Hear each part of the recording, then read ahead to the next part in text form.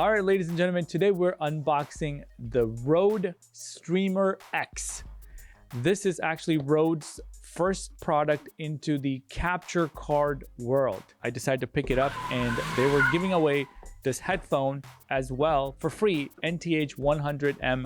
I've heard good things about it and I'm gonna open that up in a second, but I just want to show you what this product is all about. So this is what this bad boy looks like. I've not seen this yet. I've been very excited about it. By the way, I really like Rode for making everything super cool and fun to open.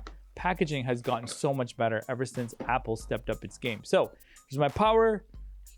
From the power, I guess, yeah, it goes on the back of, you know, where does this go, people? I don't know where it goes. Maybe it goes, I don't see a power port. Why would I need this thing? Oh, I know where it goes, right here. There you go, from there. That's your power supply, goes to the back of that, and this needs to go to your computer.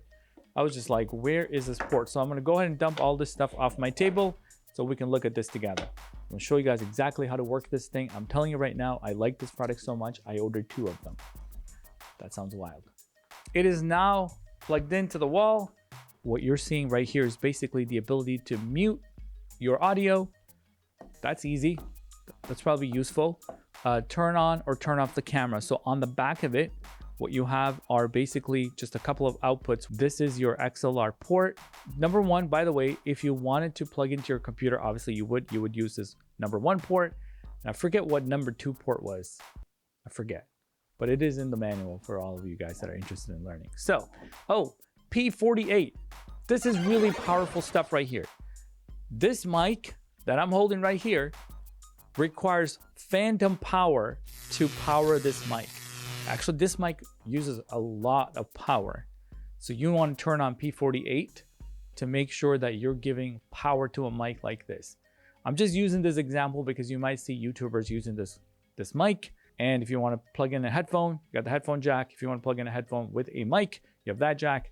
But I think this is plenty for you if you're just making video content and you're on Zoom calls and you want to just get a little fancy with a better microphone than whatever else you can find that's USB. So that's it for today. Let's open up the headphones that came with it. Look, Rode did it again. I think it looks really good. A little baggy, which I have like hundreds of these kinds of bags. I don't know what I'm gonna do with them. I'm gonna actually wear them because I heard so many great things about how comfortable it is. I'm just checking my left and my right. Oh, that feels good.